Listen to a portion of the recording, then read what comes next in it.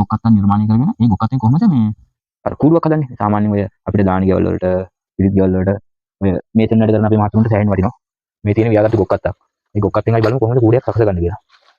ඉස්සෙල්ලාම මේ අතර පෙරලා ගන්න මේ අත්තේ මේ ටික උඩ නැවෙන ආකාරයට. ඊට පස්සේ මේ අතර අරගෙන මේකට අපි දාගන්න ඕනේ මේ ගැට ටිකක්. ළඟ ළඟ මේ කිසිම අඹරන්න. පොළ ටික අඹරලා මෙන්න මේ ආකාරයට ගැටයක් දාගන්න.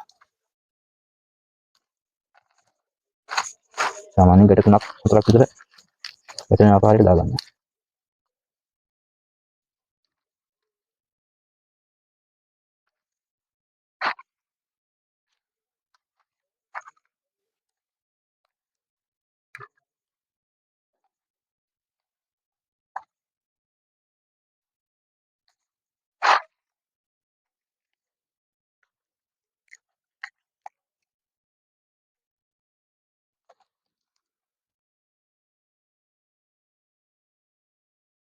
මේ ආකාරයට අපි ගැට දාගෙන ඉල්ල මේ අත්ත මේ රවුන්ඩ් කරගෙන හදා ගන්න.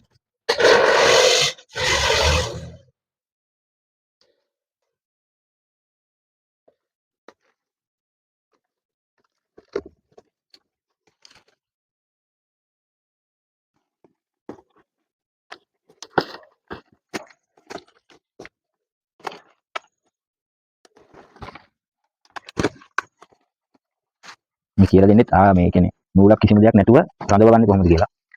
මොකද කිසිම නූලක් මොකද එහෙම දෙයක් කිසිම දෙයක් පාවිච්චි කරන්නේ නැතුව ඕනම ලේසි ආකාරයකට හදා ගන්න කොහොමද කියලා.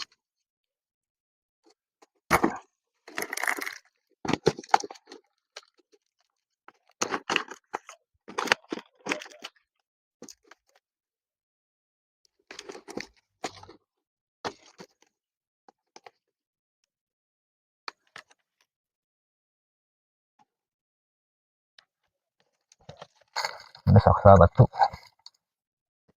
කූඩය කියන්නා වූ නිර්මාණය. මේ තියෙන නිර්මාණය උඩ දැම්මත් දුර දැම්මත් ගැලවෙන්නේ නැහැ. කිසිම නූලක් නිකුත් නැහැ.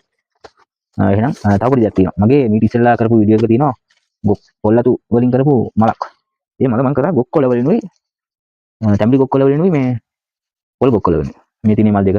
මේ මල් දෙක බලලා කොහොමද කියලා බලන්න මම ඉස්සෙල්ලා වීඩියෝ එකක තියෙනවා. මේ මල් දෙක පොඩ්ඩක් බලලා ඒ දෙක නිර්මාණය කරන්න පුරුදු පුහුණු වෙන්න සෑහෙන වටිනවා. මේ ගොක් කොළ වලින් හදන නෙළුම් මලක්. මේ මල් දෙකෙන් මොකද්ද හොඳ කියලා පොඩ්ඩක් කමෙන්ට් එකක් දාන්න. එහෙනම් මම ආයෙත් එන්න. ආයිබෝවා.